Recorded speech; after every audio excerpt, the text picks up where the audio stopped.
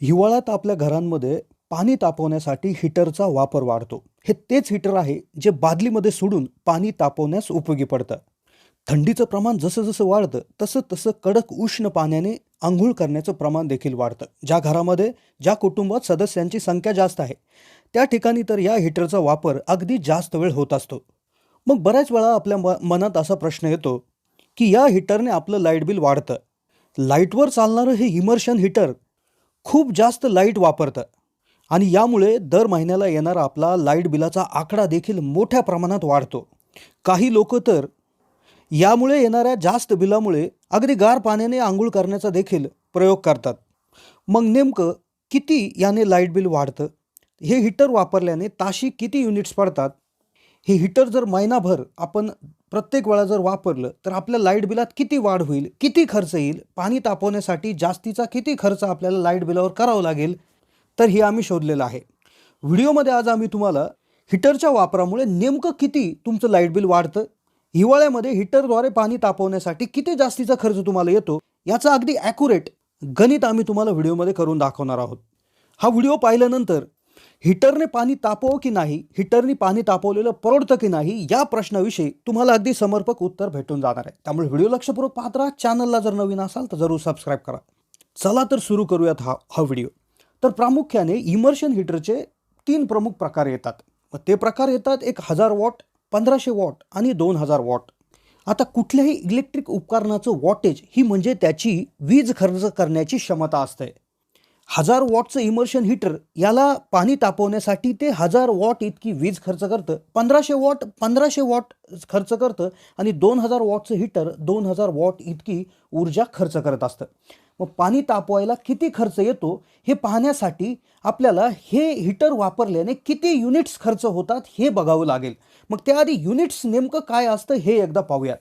1 unit म्हणजे 1 kilowatt hours. आता तुम्ही म्हणाल 1 किलोवॅट आवर्स म्हणजे काय?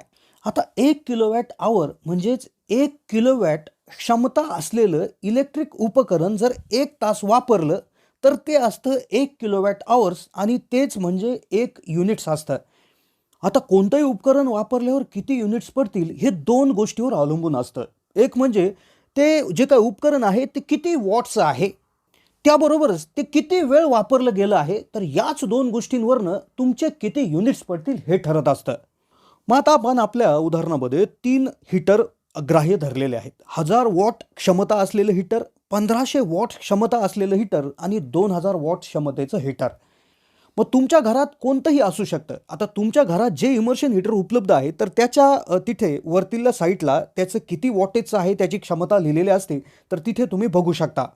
तर सर्वात आधी पाहूयात 1000 वॉटचं जे काही इमर्शन हीटर आहे तर ते वापरण्याने किती युनिट्स पडतात, दररोज किती खर्च येतो आणि महिन्याकाठी किती खर्च वीज बिलाचा याने येतो. आता युनिट्स काढण्याचं एक फॉर्म्युला आहे किंवा सूत्र आहे. ते आहे जे काय वॉटेज आहे, वॉटेज गुणिले वापरलेले तास भागिले 1000 हे सूत्र आपण वापरणार आहोत. तर आता त्यानुसार 1000 वॉटचं हीटरचं जे काय वॉटेज आहे ते 1000 गुणिले, उदाहरणार्थ आपण 1 तास दररोज वापरतो असं गृहीत धरा. म्हणजे 1000 गुणिले 1 भागिले 1000 हे जर केलं तर येईल 1 युनिट. म्हणजेच 1000 वॉटचं हीटर जर 1 तास तुम्ही जर वापरलं तर तुमच्या याच्यामध्ये 1 युनिट त्या ठिकाणी पडणार आहे. मग जर महिनाभर तुम्ही 1 तास 1000 वॉटचं हीटर वापरलं तर तुम्हाला 30 युनिट्स हे जास्तीचे पडतील पाणी तापवण्यासाठी. आता तेच जर तुमचं हीटर 1500 वॉटचं जर असेल तर 1500 वॉटचं हीटर 1 तास जर वापरलं तर तेच सूत्र वापरायचं आहे, 1500 गुणिले 1 तास भागिले 1000. तर इथं लक्षात येते की तुम्हाला 1500 वॉटचं हीटर वापरल्यावर 1.5 युनिट पडत आहे. म्हणजेच महिन्याला 45 युनिट्स. आता तेच जर 2000 वॉटचं हीटर जर असेल तर सूत्र आपण तेच वापरायचं आहे, 2000 गुणिले 1 भागिले 1000. म्हणजेच हे जे हीटर 1 तास जर वापरलं तर 2 युनिट पडतात, म्हणजेच महिन्याचे 60 युनिट्स होतात. मग आता तिन्ही हीटरसाठी 1 तासभर वापरल्यानंतर किती युनिट्स पडतात आणि तेच महिन्याला किती होतात हे गणित आपण केलंय. मग आता किती खर्च पडेल किंवा लाईट बिलामध्ये किती रुपयांची वाढ होईल हे समजून घेण्यासाठी महावितरणाचे 1 युनिटला आकारले जाणारे चार्जेस आपल्याला जाणून घ्यावे लागतील.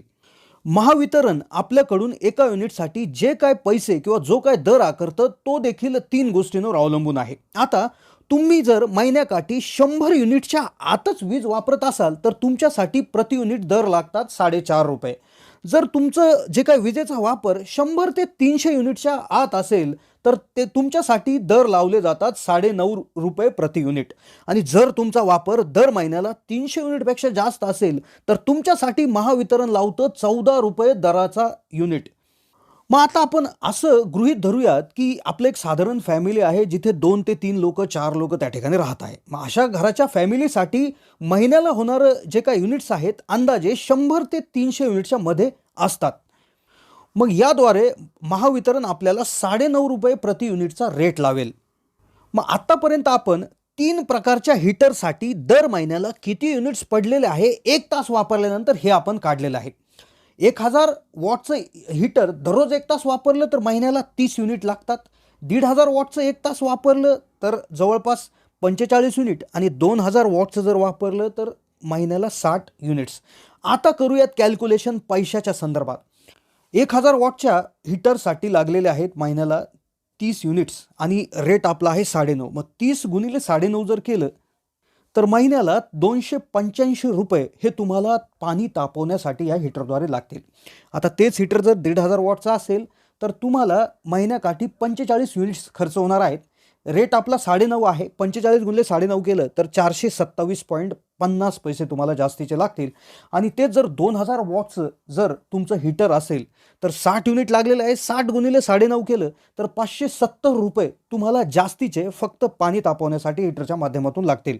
तर तुम्ही याच फॉर्म्युल्यानुसार तुमच्या घरातील कोणत्याही उपकरणाचं वॉटेज आणि त्याचा वापर लक्षात घेऊन त्याला तुम्ही महावितरणाच्या रेटने गुणून तुमचं लाईट बिल देखील काढू शकता.